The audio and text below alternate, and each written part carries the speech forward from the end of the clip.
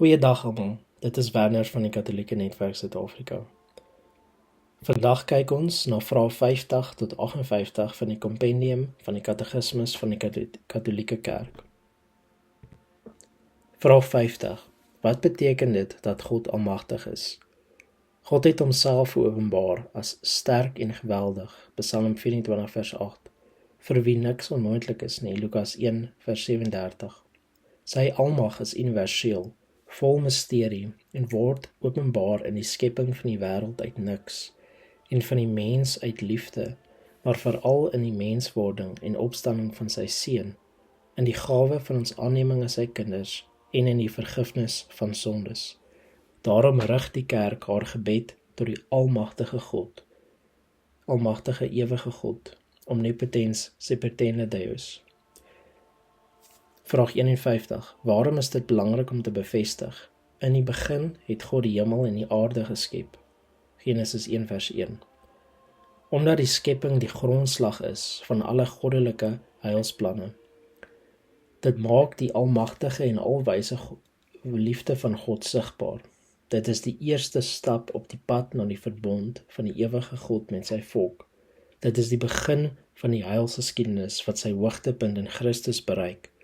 Dit is die eerste antwoord op die mens se basiese vraag oor sy oorsprong en doel. Vraag 52. Wie het die wêreld geskep? Die Vader, die Seun en die Heilige Gees is die een en onverdeelbare oorsprong van die wêreld, ook al word die werk van die skepping van die wêreld in die besonder aan God die Vader toegeskryf. Vraag 53. Hoekom is die wêreld geskep? Die wêreld is vir die heerlikheid van God geskep, wat daardeur sy goedheid, waarheid en skoonheid bekend gemaak het. Die uiteindelike doel van die skepping is dat God in Christus alles in almal kan wees. 1 Korintiërs 15 vers 28. Tot sy heerlikheid en tot ons geluk en saligheid.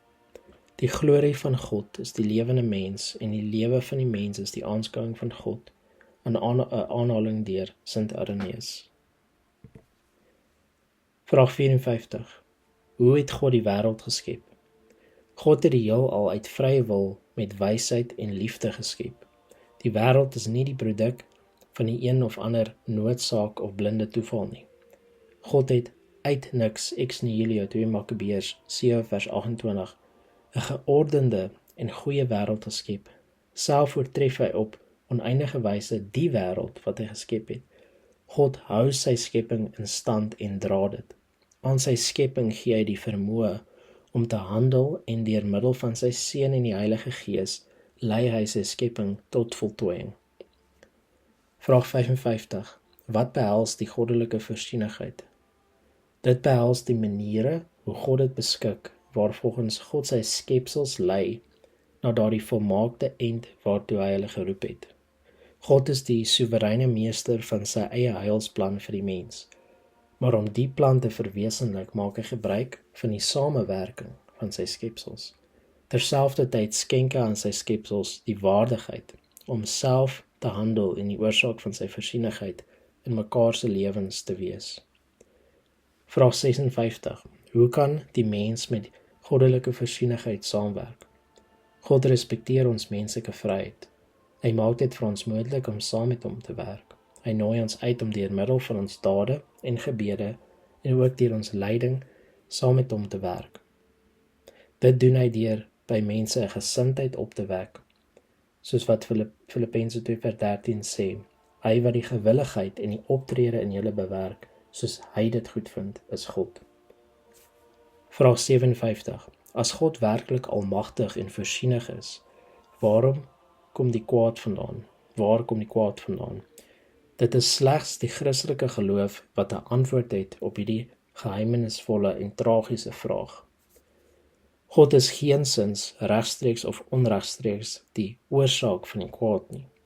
Hy verhelder die geheimenis of misterie van die kwaad deur sy Seun Jesus Christus wat gesterf en uit die dood opgestaan het om die groot morele kwaad of boosheid wat die menslike sonde en die wortel van alle ander kwaad en boosheid is, te oorwin.